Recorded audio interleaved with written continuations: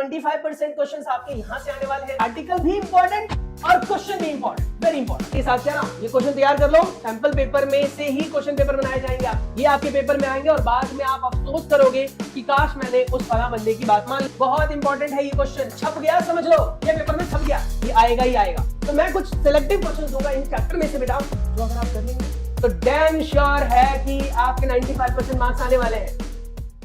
Hello प्यारे बच्चों, कैसे हैं आप सब? मैं कमल कुमार आपका आपके चैनल कॉमेट क्लासेस में स्वागत करता हूं बच्चों। तो आज हम बात करने वाले हैं एसएसटी के उन क्वेश्चंस के बारे में जो आपके पेपर में डैम श्योर आने वाला है। ये मैं श्योर कर रहा हूं, गारंटीड है ये कि इनमें से क्वेश्चन ही आने वाले हैं आपके। तो अगर आप लोगों ने अभी तक एसएसटी के बारे में बहुत कम पढ़ा हुआ है या फिर सीरियसली नहीं पढ़ा, क्योंकि हम ज्यादातर टाइम जो है मैथ और साइंस पर फोकस करके रह जाते हैं, तो एसएसटी और बाकी सब्जेक्ट्स हमारे थोड़े से वीक हो जाते हैं। तो अगर आप चाहते हैं कि आपके मार्क्स एसएसटी में अच्छे आए, आपके मार्क्स जो है इकोनॉमिक्स, हिस्ट्री सब में अच्छे मार्क्स आए, तो आपको इस वीडियो को लास्ट तक देखना चाहिए। अगर आपको बेटा वीडियो पसंद आए तो चैनल को सब्सक्राइब करना बिल्कुल ना भूलना। चलिए शुरू। ज्योग्राफी के अंदर बेटा ये हमारे 7 चैप्टर्स हैं। पहला चैप्टर जो है रिसोर्सेज एंड डेवलपमेंट, इससे बहुत अच्छे क्वेश्चन आते थे। अब नए सिस्टम के हिसाब से इसमें सिर्फ 1 नंबर का क्वेश्चन बनने वाला है। उसके बाद बेटा forest and wild life resources से 1 नंबर का ही क्वेश्चन बनेगा। तो इतना खास इंपॉर्टेंट चैप्टर रहा नहीं, ये दोनों के दोनों इतने इंपॉर्टेंट चैप्टर नहीं है। इसके तो जब सिर्फ आप एमसीक्यूज वगैरह जो आपके बुक में दे रखे होते हैं, रेफरेंस बुक में, वो आप डील करके भी इसको कवर कर सकते हो। इस चैप्टर को पढ़ने की कोई जरूरत नहीं बेटा, सिर्फ और सिर्फ आप क्वेश्चन आंसर्स में जो छोटे क्वेश्चंस हैं, फिल इन द ब्लैंक्स वाले, एमसीक्यू वाले, है ना, वन वर्ड वाले, उनको तैयार करके भी आप इन दोनों नंबर को कवर कर सकते हो। वाटर रिसोर्सेज बहुत इंपॉर्टेंट है, ये 5 नंबर का बनाएगा बेटा आपका। उसके बाद बेटा एग्रीकल्चर, एग्रीकल्चर सिर्फ 1 नंबर का आएगा, तो इसको भी आप जस्ट एमसीक्यू वगैरह से कवर कर सकते हो। Minerals and energy resources 3 number का आएगा, एवरेज है, बहुत छोटा सा क्वेश्चन आएगा, बता दूंगा कौन से मिनरल्स आएंगे, बस वीडियो के साथ बने रहो। मैन्युफैक्चरिंग इंडस्ट्री बहुत इंपॉर्टेंट, वेरी इंपॉर्टेंट। इंपॉर्टेंट इस बिहाफ पे नहीं कि मार्क्स ज्यादा है, इंपॉर्टेंट इस बिहाफ से क्योंकि फ्यूचर स्कोप ज्यादा है इसका। Life lines of national economy, कई यूट्यूबर ने इस चैप्टर को डिलीटेड बता दिया, भाई डिलीट क्यों है, आ रहा है ये। 3 नंबर का क्वेश्चन बनाएगा बेटा, तैयार कर लो, 3 नंबर का क्वेश्चन बनाएगा, ठीक है, और जो बता रहा हूं उसी में से आएगा, इससे बाहर कुछ नहीं। तो चलिए देखते हैं पहले चैप्टर में से कौन कौन से क्वेश्चंस हैं। चैप्टर में आपने नोटिस किया सिर्फ है 1 ही नंबर का, क्वेश्चन बहुत सारे दे रखे हैं, तो ये आपको आइडिया लग गया होगा कि कहीं ना कहीं क्वेश्चन जो है ना बहुत ज्यादा डाइवर्सिफाई आएगा। तो इसीलिए मैंने आपको स्टार्टिंग में भी बोला कि आप एमसीक्यू को कवर करके भी इस चैप्टर को कवर कर सकते हो। बाकी ये क्वेश्चंस जो मैंने यहाँ पर दिए हैं, इसके अगर आंसर्स आप पढ़ लेते हो बेटा, तो इससे बाहर कुछ नहीं आएगा, सारे एमसीक्यूज कवर हो जाएंगे आपसे यहाँ पर। क्योंकि देखो 1 नंबर का क्वेश्चन बनना है और वो भी 1 नंबर का, सिर्फ एमसीक्यू आएगा, 1 नंबर का आएगा, एमसीक्यू आएगा। सोचो आप, उसके लिए इतनी मेहनत कौन करे? तो अगर आपको पढ़ना है तो पढ़ सकते हो, वरना एक सिंपल एडवाइस दी मैंने बेटा आपको कि MCQs, fill in the blanks, one word answers, ये पढ़ लेना, आप इसको कवर कर सकते हो।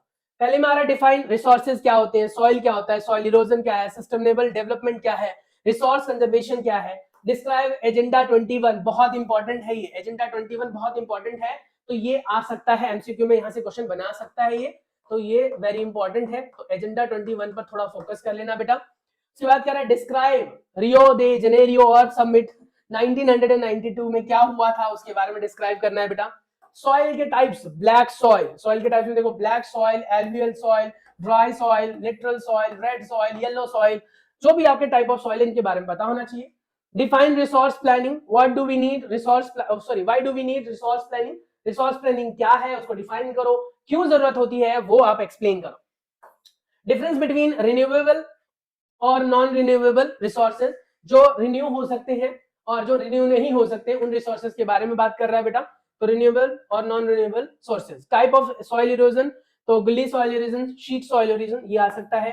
Explain the land use pattern in India, why there has not much increase in land under forest since 1961, यानी इतने में कुछ ज्यादा चेंजेस नहीं आए थे 2 सालों में, क्यों नहीं आए थे उसका रीजन आपको एक्सप्लेन करना है।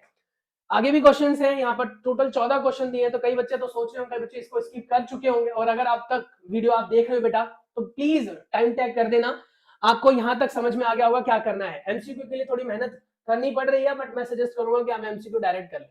Name 3 state having black soil crops grown in mainly them, तो यहाँ से एमसीक्यू बनने के पूरे चांस है। इंपॉर्टेंट है बेटा ये कि आपको यहाँ पर स्टेट वगैरह, टाइप ऑफ सॉइल वगैरह के क्वेश्चन जो है वो पूछे जाएंगे, यहाँ से कवर हो जाएगा। What type of soil is found in the river delta on the east coast, यानी किस टाइप का जो है वो सॉइल पाया जाता है, एमसीक्यू में बन सकता है, 4 ऑप्शंस दे देगा बेटा। Mention 3 main characteristics of the type of soil, 3 main characteristics दे रखा होगा, चौथा कैरेक्टरिस्टिक गलत दे रखा होगा, यहाँ से भी एमसीक्यू बन सकता है, ये भी इंपॉर्टेंट है। What step can be taken to control soil erosion in hilly area? 3 यहाँ पर ऑप्शंस दे रखे होंगे, एक गलत वाला दे रखा होगा, वो आपको चूज कर लेना है, सिंपल सा है। उसके बाद है mister Palani is from Tamil Nadu and wishes to cultivate either tea और wheat, which one of the crop out of the two can he cultivate in his state? यानी कि इन दोनों में से वो कौन सा कल्टीवेट कर सकता है। देखो ये व्हीट है और टी है बेटा, तो हमने पढ़ रखा है कि वो कहां से है, कहां से है बेटा, देखो पलानी फ्रॉम तमिलनाडु। अब यहां से आपको दिमाग लगाना पड़ेगा कि तमिलनाडु में क्या चीजें अवेलेबल है, किसके लिए बेटर है वो, क्या वो टी के लिए बेटर है, क्या वो व्हीट के लिए बेटर है, उसके हिसाब से आपको आंसर देना है, 2 रीजंस भी देने बेटा आपको। Analyse the impact of mining activity on the local environment and health of the surrounding community, यानी आसपास की सराउंडिंग कम्युनिटी पे उसका क्या असर पड़ रहा है वो बताना है और इंपैक्ट वगैरह के बारे में एक्सप्लेन करना, बहुत इंपॉर्टेंट है, समझ लो ये भी क्वेश्चन आ सकता है आपका, ठीक है। नेक्स्ट आता है आपके पास, non conventional resources are the best option for conservation और conserve the nature resources substantially. This statement explain करना है, इसको सब्सटेंट करना है, यानी एक्सप्लेन करना है विद एग्जांपल, एक्सप्लेन करना है एग्जांपल के साथ कि आप कैसे कह सकते हो कि हमारा जो ये है क्या कहते हैं नॉन कन्वेंशनल रिसोर्सेज वो बेटर है, किस तरीके से है वो आपको एक्सप्लेन करना है यहाँ पर। चलिए अब हम बात कर लेते हैं फिर से 1 नंबर के लिए, कहता है क्या कि बायोडायवर्सिटी क्या है, बायोडायवर्सिटी की इंपॉर्टेंस क्या है। आपका चैप्टर है forest and wild life resources, सिर्फ 1 नंबर का क्वेश्चन आएगा, वो भी बनाएगा बेटा सिर्फ एमसीक्यू। और आपको मैं बता चुका हूं कि जो भी 1 नंबर वाले, 2 नंबर वाले या 3 नंबर तक के चैप्टर है बेटा, उसमें ज्यादा स्ट्रेस लेने की जरूरत नहीं, समझ लो उसके एज इट इज क्वेश्चन छपे छपाए आपके पास हैं।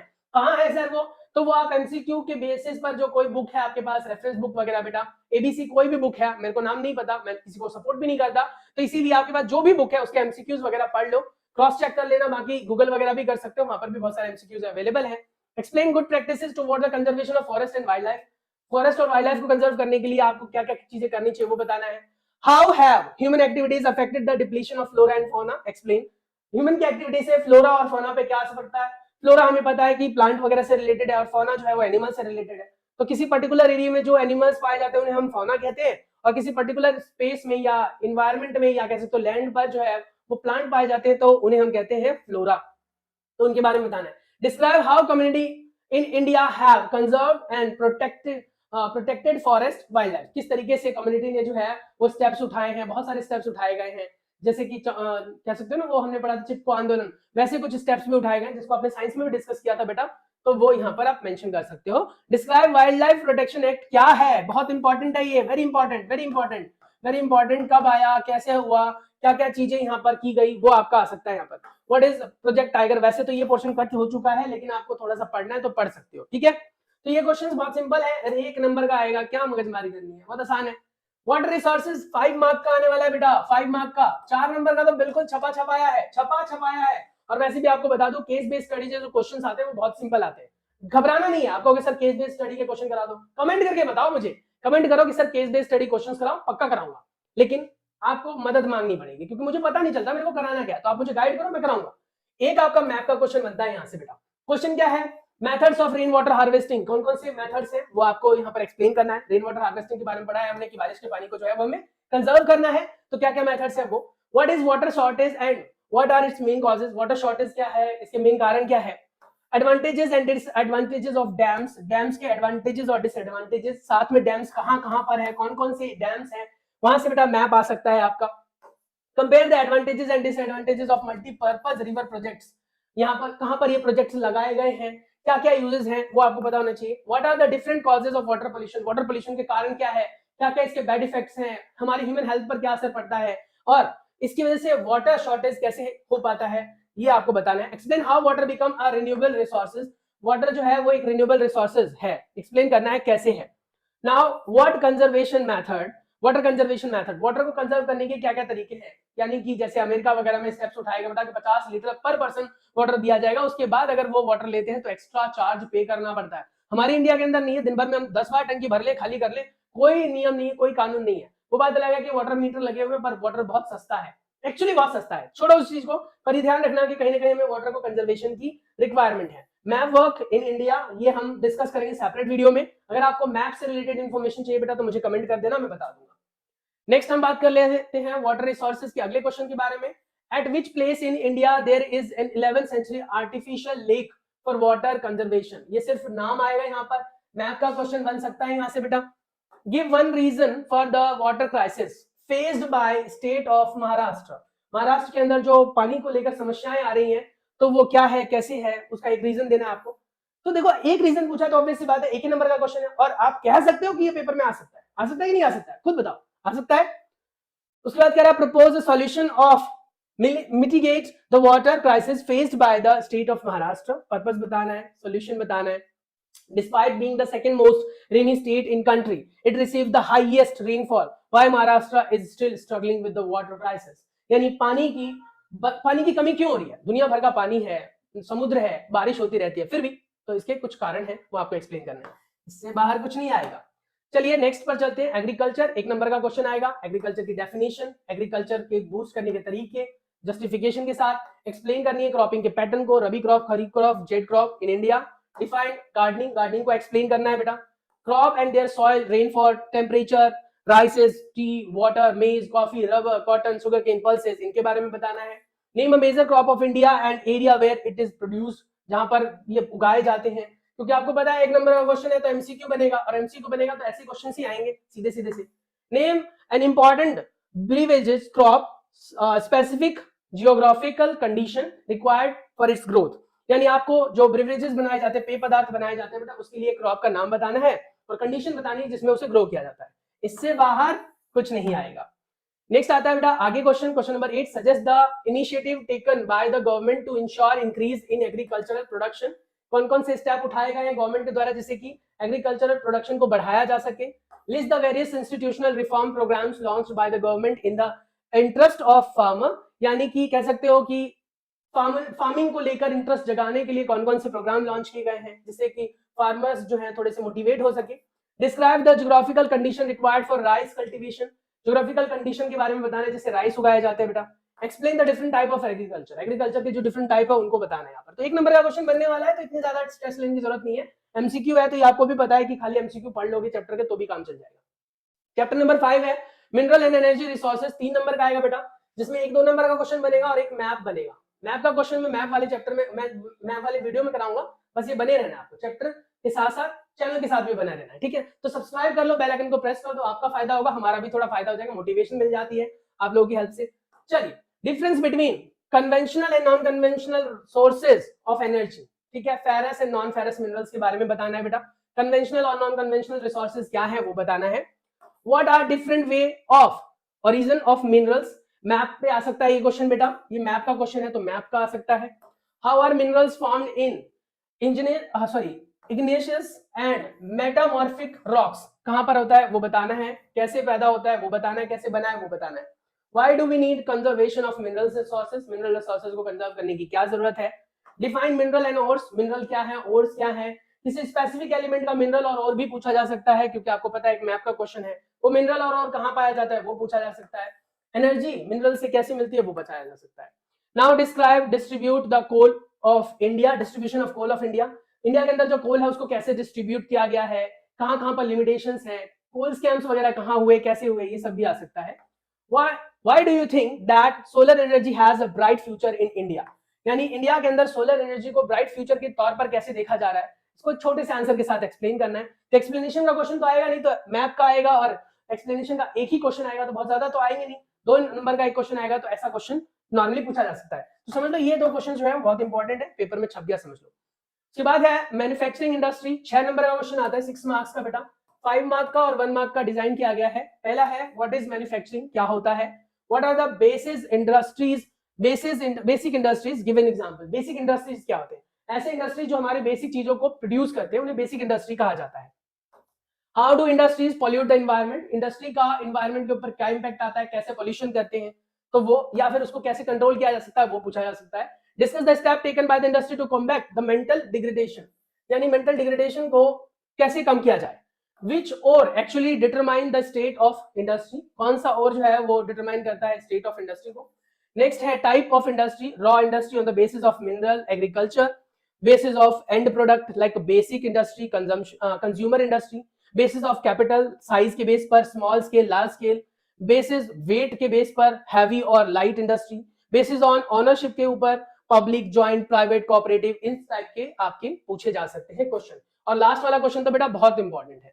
नेक्स्ट है हमारे पास life line of national economy, 3 mark का क्वेश्चन आने वाला है। As it is explanatory question आएगा बेटा यहाँ से। Why is transportation necessary? Transportation की जरूरत क्या है, ट्रांसपोर्टेशन के क्या क्या यूजेस हैं, क्या फायदे हुए हैं, ट्रांसपोर्टेशन के मोड क्या क्या हैं, ये What do you understand by means of transportation? Transportation के क्या मतलब है, ट्रांसपोर्टेशन किन तरीकों से किया जाता है, वो यहाँ पर आएगा। Write 3 important domains of the earth which are covered by them, यानी कि कौन कौन से 3 ऐसे जोन्स है जिनको हम कवर करते हैं ट्रांसपोर्टेशन से। नेक्स्ट है today the world has become global village, justify this statement. आजकल हमारा पूरा जो अर्थ है वो ग्लोबल विलेज बन चुका है, क्योंकि ट्रांसपोर्टेशन बहुत इजी हो गई, एक जगह से दूसरी जगह तक जाना बहुत आसान है। यहाँ से सऊदी जाओ तो 6 घंटे में पहुंच जाते हैं, तो बहुत आसान है, सिंपल है। Modern means of transportation communication serves a lifeline of our nation, justify this statement by giving supportive answer. Modern जो हमारा ट्रांसपोर्टेशन का मतलब है, यानी कम्युनिकेशन जो है, उससे हमारी लाइफलाइन, इसको लाइफलाइन कहा जाता है हमारे नेशन का। क्यों? क्योंकि देखो कम्युनिकेशन सिस्टम से, नेटवर्किंग से, इंटरनेट से और कह सकते हो इधर उधर आने से कहीं ना कहीं हम चीजों को गेन कर पा रहे हैं, नॉलेज गेन कर पा रहे हैं, और ये अगर हो पाया तभी हम गांवों को शहरों से जोड़ पा रहे हैं। तो ऑब्वियसली इसका आंसर इस तरीके से आप दे सकते हैं। Why do the movement of goods and services from one place to another required fast और efficient means of transport? Explain with example। यानी जो भी चीजें डेवलप होती है, ग्रो होती है बेटा, तो वो एक कंट्री से दूसरे कंट्री तक बहुत जल्दी भाग जाती है। देखो आप सिंपल सी बात देखो, चाहे ये चीज अच्छी है चाहे बुरी है, जैसे कोरोना के वायरस की बात करें, हमारे लिए तो हार्मफुल था, बट बहुत जल्दी स्प्रेड हुआ। किस वजह से स्प्रेड हुआ? ट्रांसपोर्टेशन की वजह से। ट्रांसपोर्टेशन नहीं होता तो वो भी स्प्रेड नहीं हो पाता इतनी जल्दी। हाउ आर मीन्स ऑफ, इसीलिए देखा नहीं था बाद में रेलवे लाइंस है ना, ट्रांसपोर्ट के सिस्टम्स बंद कर दिए थे इसी वजह से। How are means of transport and communication complementary to each other? यानी ट्रांसपोर्ट और कम्युनिकेशन एक दूसरे के कॉम्प्लीमेंट्री है। ट्रांसपोर्टेशन है तो कम्युनिकेशन है, कम्युनिकेशन है तो ट्रांसपोर्टेशन पॉसिबल है। अगर दो कंट्री के बीच में बेटा कम्युनिकेशन नहीं हो पा रही है तो उनके बीच में ट्रांसपोर्टेशन भी नहीं होगा। दो कंट्री के बीच में ट्रांसपोर्टेशन नहीं है तो कम्युनिकेशन भी कम हो जाएगी। तो वो चीजें यहाँ पर एक्सप्लेन करनी है बेटा आपको। क्लियर हो गया? आगे है क्वेश्चन हमारे पास, question number 7। Write the characteristics of super highway. Super highway क्या है, नेशनल हाईवे क्या है, स्टेट हाईवे क्या है, इसको एक्सप्लेन करना है। क्वेश्चन नंबर 8 है define road density. Road density क्या होता है? What is average road density in India? Name the state having highest and lowest density respectively. सबसे ज्यादा कहां पर हाईवे है, सबसे कम हाईवे कहां पर है, रोड कहां पर सबसे ज्यादा है, कहां पर कम है, वो आपको यहां पर एक्सप्लेन करना है और डेंसिटी को एक्सप्लेन करना है। नेक्स्ट है railway play an important role in Indian economy, give supportive argument. Railway जो है वो इंडियन इकोनॉमी में बहुत बड़ा रोल प्ले करती है। कैसे? क्योंकि आपने देखा होगा सबसे easy mode of transportation railway है। देखो रेलवे को हम कभी भी ऐसा कंसीडर नहीं कर सकते कि भैया वो हमारा एक साइडवे कम्युनिकेशन है या साइडवे ट्रांसपोर्टेशन सिस्टम है। वो हमारा मेन ट्रांसपोर्टेशन सिस्टम है। चाहे लो चाहे वो हाई कैटेगरी के, लो कैटेगरी के, दोनों तरह के लोग जो है वो यहाँ से ट्रांसपोर्टेशन की हेल्प लेते हैं। State reason for sparse railway networking in Himalaya. Himalaya के अंदर जो है वो कैसे नेटवर्किंग सिस्टम है रेलवे का, वो आपको बताना है। Where is Konkan railway line? ये बहुत इंपॉर्टेंट क्वेश्चन है बेटा, 3 नंबर का है, पूरे चांसेस है, समझ लो ये आ गया। अब मैं सभी क्वेश्चन पे तो ये नहीं कह सकता कि यही है, लेकिन these are the selective questions जो डैम श्योर है बेटा कि पेपर में आने के पूरे चांसेस हैं। तो ये कह रहे क्या कि क्या क्या प्रॉब्लम आई है इसको बिछाने में, क्या क्या प्रॉब्लम आ रही थी, तो वो सारी चीजें यहाँ पर एक्सप्लेन करनी है। तो इस तरीके से बेटा हमारा ज्योग्राफी जो है वो भी डन हो जाता है। 20 नंबर आप यहाँ से भी कवर कर लेते हैं। और इस तरीके से अगर आप मोटा मोटा देखें तो 75% एसएसटी हमारी कंप्लीट हो गई है। 75% एसएसटी के अंदर हमने हिस्ट्री डिस्कस कर लिया, सिविक्स को डिस्कस कर लिया, हमने ज्योग्राफी को डिस्कस कर लिया। अब हम डिस्कस करेंगे बेटा इकोनॉमिक्स के बारे में।